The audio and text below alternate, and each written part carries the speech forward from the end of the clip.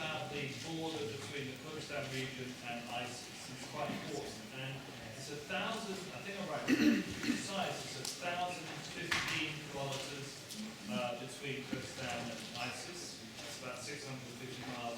And about 35 kilometers between Kurdistan and Baghdad. I mean, and that very starkly shows you how things have massively changed physically on the ground in the last few months.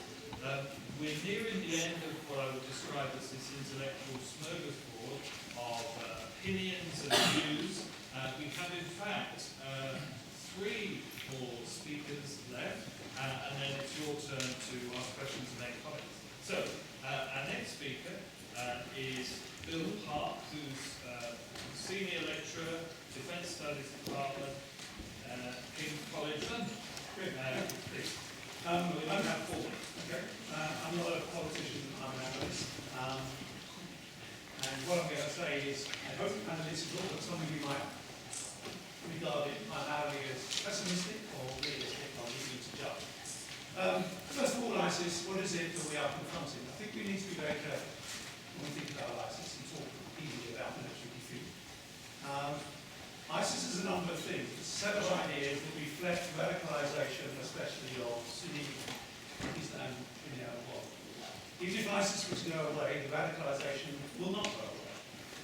We need to bear in mind, therefore, that we're fighting a set of ideas that is not rooted in any given institution. ISIS also, in Iran, reflects not just a handful of crazy people that primarily came in from outside, but is supported and sympathised with by many ordinary Iraqi Sunnis.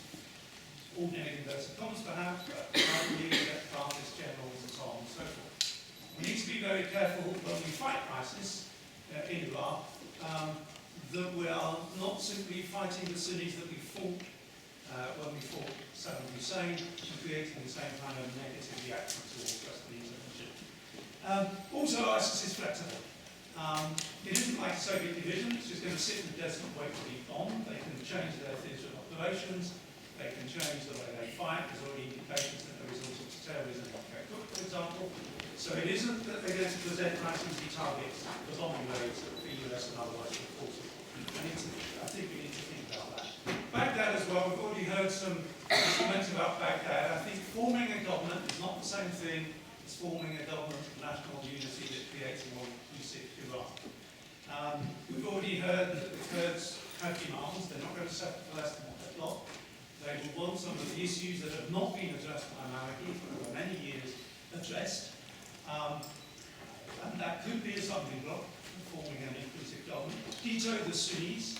You can get Sunni leaders into a Baghdad government. Many of those Sunni leaders are at war with each other, are compromised by corruption, and are not necessarily representative of many of the Sunni Arabs in the country. The Sunni Arabs in the country are better represented by the people I've mentioned, the fighters on the ground, Kurdistan, and so on and so forth. Even if you form a government